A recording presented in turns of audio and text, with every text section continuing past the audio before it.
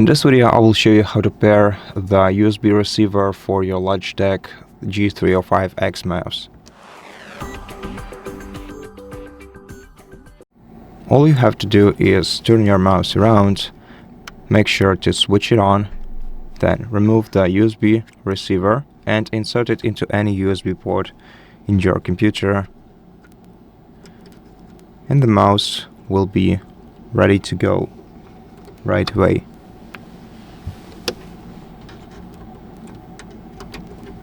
Okay, so once you have inserted it into your computer, you can start using it right away.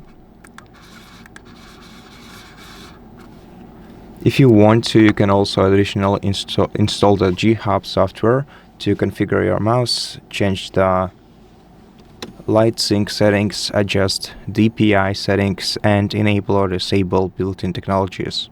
And that's it. Thank you for watching this video. If it helped you, please consider subscribing to our channel, leave us a like and a comment below, and I'll see you in the next one.